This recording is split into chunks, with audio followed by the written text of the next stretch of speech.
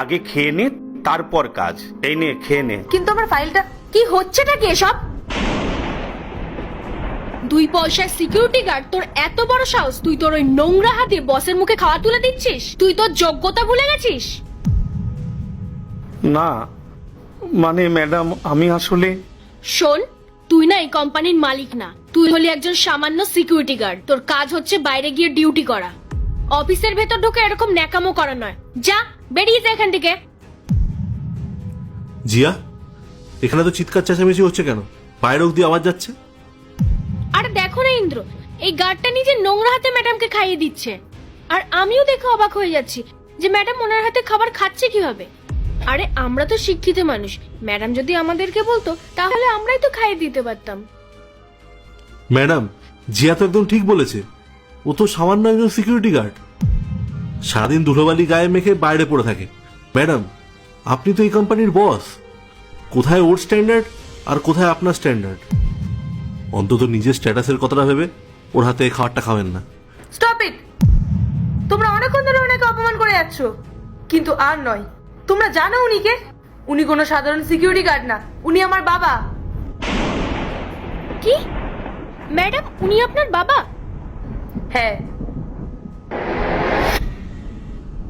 Good morning madam. বাবা, তুমি এটা কি করছো বলো তো? তুমি নিজের মেয়েকেই স্যালুট করছো, আবার ম্যাডামও বলছো। মারে, বাবা মায়ের সম্পর্ক তো বাড়িতে। এখন তো তুই এই কোম্পানির বস, আর আমি তো তোর কোম্পানির সামান্য সিকিউরিটি গার্ড। তাই তো তোকে আমি স্যালুট করি।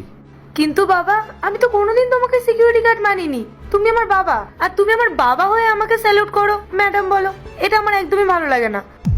তুমি অন্য এমপ্লয়ীদেরকে স্যার ম্যাডাম বলো, সেটা ঠিক আছে, কিন্তু তুমি প্লিজ আমাকে ম্যাডাম বলো না। আমার একদমই ভালো লাগে না এগুলো। মা, আমার তো বেশ ভালোই লাগে এই কাজ করতে, আর আমি তো অনেক দিন ধরে এই কাজ করছি।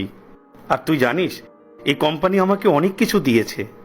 তাছাড়া তুই বল, আমি বাড়িতে বসে থেকে কি করব? আর বাড়িতে বসে থাকলে উল্টো অসুস্থ হয়ে পড়ব। আর আমি এখানে ডিউটি করলে আর তোর খেয়ালও রাখতে পারবো, আর দুজনে মিলে দুপুরে লাঞ্চও করতে পারবো। আর ঠিক এই কারণেই আমি কাজটা ছাড়তে পারবো না। বাবা, তুমিও না, আমি জানি তুমি কখনোই আমার কথা শুনবে না, কারণ তুমি তো খুব জেদি। ঠিক আছে, এসব বাদ দাও, লাঞ্চ টাইমে চলে আসবে কিন্তু। আচ্ছা মা, তুই এখন যা, আমি লাঞ্চ টাইমে চলে আসবো। ঠিক আছে বাবা।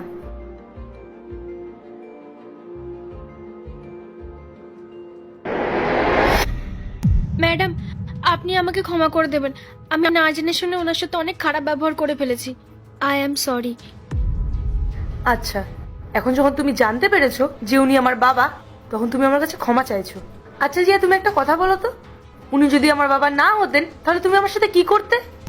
আরে উনি তো তোমারও বাবার বয়সী, আর তুমি ওনার সাথে এরকম খারাপ ব্যবহার করছিলে।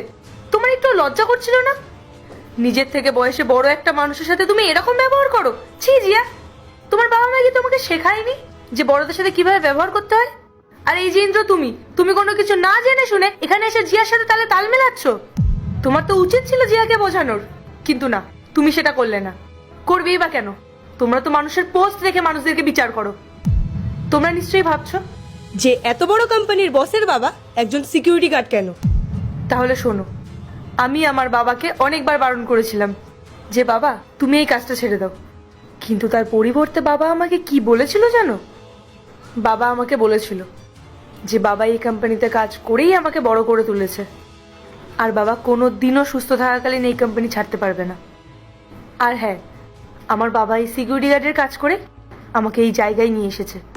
তাই আমার কোনো লজ্জা নেই এটা বলতে যে আমার বাবা একজন সিকিউরিটি গার্ড।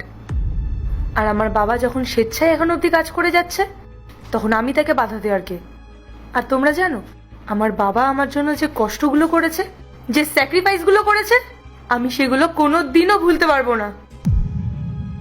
আর একটা কথা, এই তোমাদের মতো নিচু মানসিকতার মানুষ এই কোম্পানিতে থাকার যোগ্য না। আমি তোমাদেরকে এক্ষুনি এই কোম্পানি থেকে বার করছি। বেরিয়ে যাও এখান থেকে। ম্যাডাম, দয়া করে এবারের মতো আমাদের ক্ষমা করে দিন। আমরা সত্যিই বুঝতে পারিনি, আমাদের অনেক বড় ভুল হয়ে গেছে। ক্ষমা? এই কোম্পানিতে যোগ্যতার থেকে মনুষ্যত্বের বেশি প্রয়োজন, আর তোমাদের মতো নিচু মানসিকতার মানুষদের আমি এই কোম্পানিতে রাখতে পারবো না। তোমরা দুজন এক্ষুনি এখান থেকে বেরিয়ে যাও। I say get out.